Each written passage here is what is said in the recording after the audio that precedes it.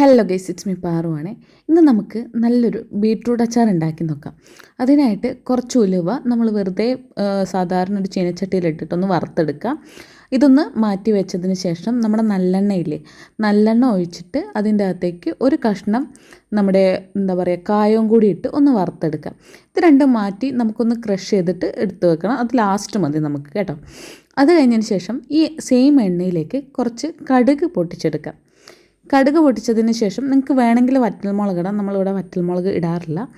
വെളുത്തുള്ളി, ഇഞ്ചി, പച്ചമുളക് ഇതൊക്കെ ഇട്ടിട്ട് നല്ല പോലെ റോസ്റ്റ് ചെയ്തെടുക്കണം. ജസ്റ്റ് വാടിയാൽ മാത്രം പോരാ, ഇത് നല്ല പോലെ വറുത്ത് കിട്ടണം. അതുവരെ നമുക്കിങ്ങനെ നല്ല പോലെ ഇളക്കി മിക്സ് ചെയ്ത് കൊടുക്കാം. നമ്മളിവിടെ ഉണ്ടാക്കുന്നത് അത്യാവശ്യം സ്പൈസി ആയിട്ടുള്ള അച്ചാറാണ്. ഇതിന് മധുരം വേണമെന്നുള്ളവർ ഇതിൻ്റെ ലാസ്റ്റായിട്ട് കുറച്ച് ശർക്കര പൊടിച്ചതോ അല്ലെങ്കിൽ മറ്റേ ഈത്തപ്പഴം അരച്ച് ചേർക്കുകയോ വല്ലതും ചെയ്യാം. ഞാനിവിടെ അതൊന്നും ചെയ്യുന്നില്ല. സാധാരണ അമ്മ ഇടയ്ക്ക് അങ്ങനെയൊക്കെ ചെയ്യാറുണ്ട്. ഞങ്ങൾക്ക് ഹോസ്റ്റലിൽ കൊണ്ടുപോകാൻ വേണ്ടിയിട്ട് അമ്മ എപ്പോഴും ഉണ്ടാക്കി തരുന്നതും ഹോസ്റ്റലിലെ കുട്ടികൾ സ്ഥിരമായിട്ട് ചോദിക്കുന്നതുമായിട്ടുള്ളൊരു അച്ചാറായിരുന്നു ഈ ബീട്രൂട്ട് അച്ചാർ. ഇപ്പോൾ നമ്മുടെ വെളുത്തുള്ളിയും പച്ചമുളകും ഇഞ്ചിയൊക്കെ നല്ല പോലെ മൂത്ത് വന്നിട്ടുണ്ട്.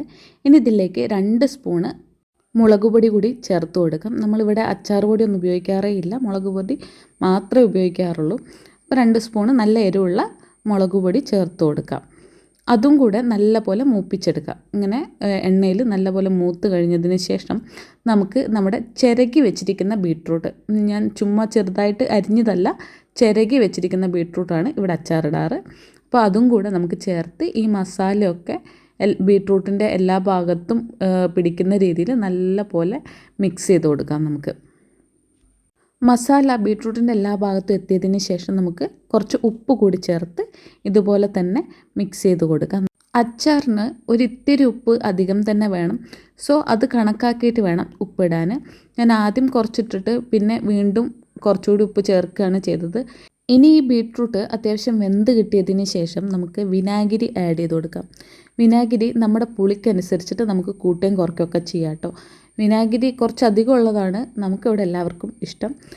സോ നമ്മുടെ പുളിക്കനുസരിച്ച് വിനാഗിരി ചേർത്ത് കൊടുക്കുക. ഒന്നുകൂടെ നല്ലപോലെ ഇളക്കി മിക്സ് ചെയ്ത് ഒന്ന് തിള വരുന്ന രീതിയിൽ നമുക്ക് ചെയ്തെടുക്കാം. ഇനി നമുക്ക് സ്റ്റവ് ഓഫ് ചെയ്ത് നമ്മൾ നേരത്തെ ക്രഷ് ചെയ്ത് വെച്ച ഉലുവയും കായവും നമുക്ക് ചേർത്ത് കൊടുക്കാവുന്നതാണ്. ലാസ്റ്റ് നിങ്ങൾക്ക് വെള്ളം വേണമെങ്കിൽ കുറച്ച് കറിവേപ്പില തിളപ്പിച്ച വെള്ളവും കൂടി ഉറ്റിച്ച് കൊടുക്കാം കേട്ടോ. നമ്മുടെ ബീട്രൂട്ട് അച്ചാർ റെഡി ആയിട്ടുണ്ട്. അപ്പോൾ അത്രയേ ഉള്ളൂ. ബൈ.